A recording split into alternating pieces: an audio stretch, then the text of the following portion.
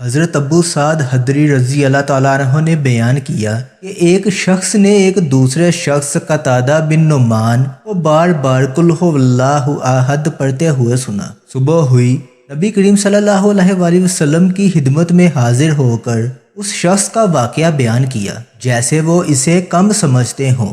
حضرت صلی اللہ علیہ وآلہ وسلم نے فرمایا، اس ذات کی قسم جس کے ہاتھ میں میری جان ہے، یہ سورت تہائی قرآن کے برابر ہے۔ اسماعیل بن جعفر نے امام مالک سے یہ بڑھایا کہ ان سے عبد الرحمن نے، ان سے ان کے والد نے اور ان سے ابو سعید خدری رضی اللہ تعالیٰ عنہ نے کہا کہ مجھے میرے بھائی قتادہ بن نعمان نے خبر دی نبی کریم صلی اللہ علیہ وآلہ وسلم سے۔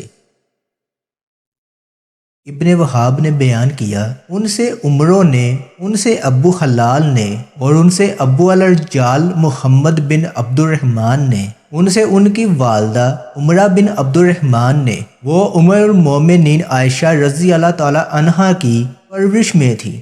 انہوں نے عائشہ رضی اللہ تعالی عنہا سے بیان کیا کہ نبی کریم صلی اللہ علیہ وآلہ وسلم نے ایک صحابہ کو ایک مہم پر روانہ کیا۔ وہ صاحب اپنے ساتھیوں کو نماز پڑھاتے تھے اور نماز میں ختم قل هو اللہ احد پر کرتے تھے۔ جب لوگ واپس آئے تو اس کا ذکر حضرت صلی اللہ علیہ وآلہ وسلم سے کیا۔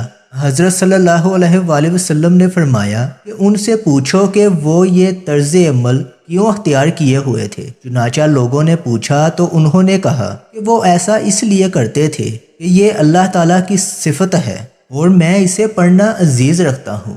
حضرت صلی اللہ علیہ وآلہ وسلم نے فرمایا کہ انہیں بتا دو کہ اللہ بھی انہیں عزیز رکھتا ہے۔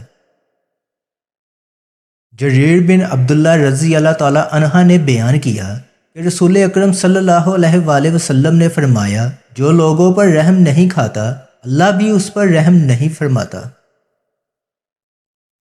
اسامہ بن زید رضی اللہ تعالی عنہ نے بیان فرمایا کہ ہم رسول اکرم صلی اللہ علیہ وآلہ وسلم کے پاس تھے کہ آپ کی ایک صاحبزادی حضرت زینب کے بھیجے ہوئے ایک شخص آپ کی خدمت میں حاضر ہوئے کہ ان کے لڑکے جان کنی میں مبتلا تھے اور وہ حضور صلی اللہ علیہ وآلہ وسلم کو بلا رہی ہیں کہ حضرت صلی اللہ علیہ وآلہ وسلم نے ان سے فرمایا کہ تم جا کر انہیں بتا دو کہ اللہ ہی کا سب مال ہے، جو چاہے لے لے اور جو چاہے دے دے، اور میں اس کی بارگاہ میں ہر چیز کے لیے ایک وقت مقرر ہے۔ بس ان سے کہو کہ صبر کریں اور اس پر صبر ثواب کی نیت سے کریں۔ صاحبزادی نے دوبارہ آپ کو قسم دے کر کہا، بیجا کہ آپ ضرور تشریف لائیے۔ چنانچہ حضرت صلی اللہ علیہ وآلہ وسلم کھڑے ہوئے اور آپ کے ساتھ سعد بن معاذ اور معاذ بن جبل رضی اللہ تعالی عنہ بھی کھڑے ہوئے۔ پھر جب آپ صاحبزادی کے گھر پہنچے تو بچہ آپ کو دیا گیا